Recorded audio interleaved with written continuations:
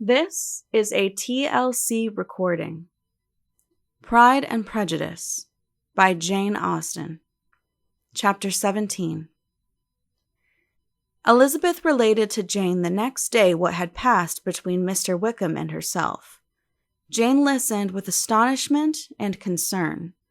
She knew not how to believe that Mr. Darcy could be so unworthy of Mr. Bingley's regard, and yet it was not in her nature to question the veracity of a young man of such amiable appearance as Wickham. The possibility of his having endured such unkindness was enough to interest all her tender feelings, and nothing remained therefore to be done, but to think well of them both, to defend the conduct of each, and throw into the account of accident or mistake whatever could not be otherwise explained. "They have both," said she, "been deceived, I dare say, in some way or other, of which we can form no idea. Interested people have perhaps misrepresented each to the other. It is, in short, impossible for us to conjecture the causes or circumstances which may have alienated them, without actual blame on either side." "Very true indeed. And now, my dear Jane, what have you got to say on behalf of the interested people who have probably been concerned in the business? Do clear them too, or we shall be obliged to think ill of somebody." "Laugh as much as you choose, but you will not laugh me out of my opinion. My dearest Lizzie, do but consider in what a disgraceful light it places Mr. Darcy, to be treating his father's favourite in such a manner, one whom his father had promised to provide for. It is impossible. No man of common humanity, no man who had any value for his character, could be capable of it. Can his most intimate friends be so excessively deceived in him? Oh, no. I can much more easily believe Mr. Bingley's being imposed on than that Mr. Wickham should invent such a history of himself as he gave me last night. Names, facts, everything mentioned without ceremony. If it be not so, let Mr. Darcy contradict it. Besides, there was truth in his looks. It is difficult indeed. It is distressing. One does not know what to think." "I beg your pardon, one knows exactly what to think." But Jane could think with certainty on only one point, that Mr. Bingley, if he had been imposed on, would have much to suffer when the affair became public. The two young ladies were summoned from the shrubbery, where this conversation had passed, by the arrival of the very persons of whom they had been speaking. Mr. Bingley and his sisters came to give their personal invitation for the long-expected ball at Netherfield, which was fixed for the following Tuesday. The two ladies were delighted to see their dear friend again, called it an age since they had met, and repeatedly asked what she had been doing with herself since their separation.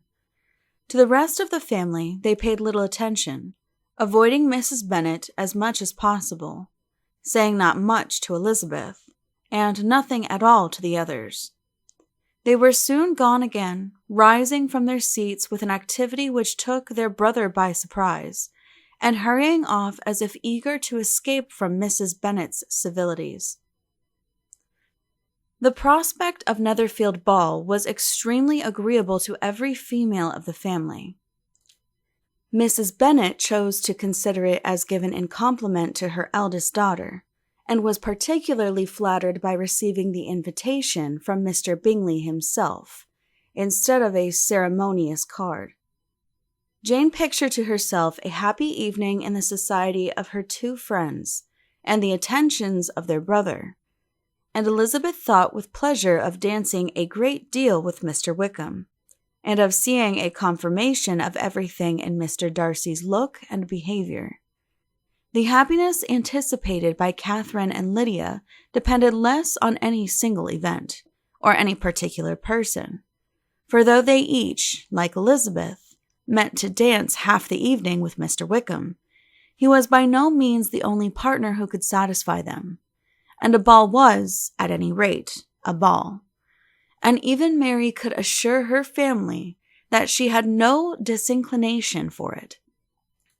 "While I can have my mornings to myself," said she, "it is enough.